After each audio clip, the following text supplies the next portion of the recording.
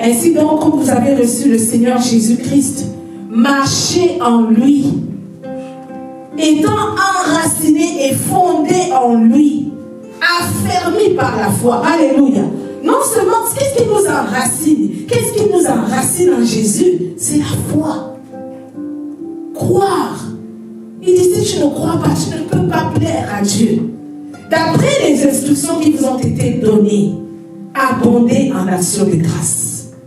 Prenez garde que personne ne fasse de vous sa proie par la philosophie et par une vaine tromperie, s'appuyant sur la tradition des hommes, sur les rudiments du monde et non sur Christ. Donc ce que j'étais en train de dire, la tradition des hommes qui dit aux hommes, va sur la tombe, comme ton ancêtre qui est mort, il était puissant, va sur sa tombe, invoque son esprit pour que sa puissance soit en toi. Prenez garde. Alléluia. La Bible nous met en garde.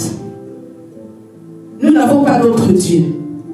Ne créez pas d'autre Dieu. Ne créez pas des veaux d'or. Alléluia. Le peuple d'Israël, il a suffi que Moïse s'absente quelques minutes, il avait déjà un veau d'or pour remplacer Dieu.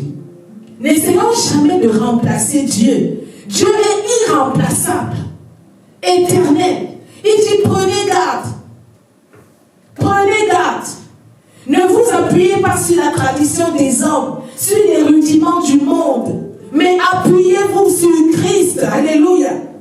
Car en lui habite corporellement, c'est-à-dire dans le corps de Jésus, habite toute la plénitude de la divinité. Pourquoi allons-nous chercher d'autres divinités?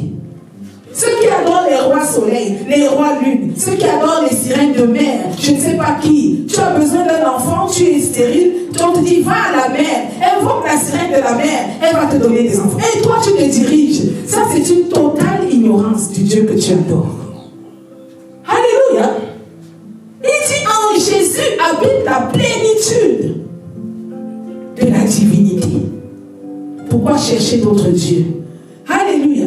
Vous avez tout pleinement en Christ, qui est le chef de toute domination, de toute autorité. Ces dieux vers lesquels vous allez, ces idoles que vous allez adorer, Jésus est plus grand qu'elle. Alléluia. La Bible dit, il a toute la domination et toute l'autorité.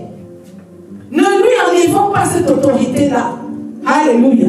On n'en a même pas la capacité. Tout ce qu'on peut faire, c'est désobéir. C'est décider d'adorer d'autres dieux. Et il vient nous dire aujourd'hui, prenez garde. Le salut qu'on a reçu, ce n'est pas un objet, ce n'est pas un sujet de moquerie, ce n'est pas un sujet de, comment dire, ce n'est pas une frivolité, ce n'est pas quelque chose qu'on prend à la légère, ce n'est pas quelque chose qu'on va balader partout.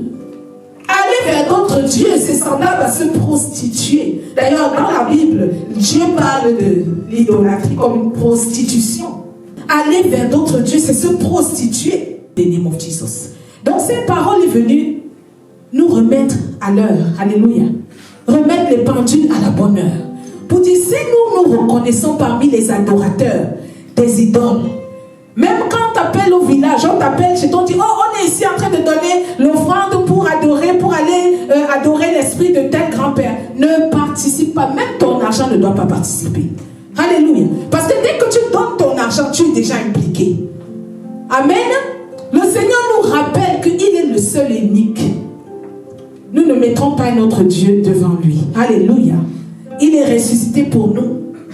Oui, et il nous appelle à cette adoration, à cette relation avec lui. Il nous appelle à cette intimité, à cette fusion. Il nous appelle à nous dépouiller de notre vieil homme. Cet homme qui avant adorait n'importe quoi. Cet homme avant qui n'avait pas connaissance de Dieu. Aujourd'hui, tu as acquis la connaissance. Que cette connaissance, tu vis par elle. Alléluia. Au nom de Jésus-Christ.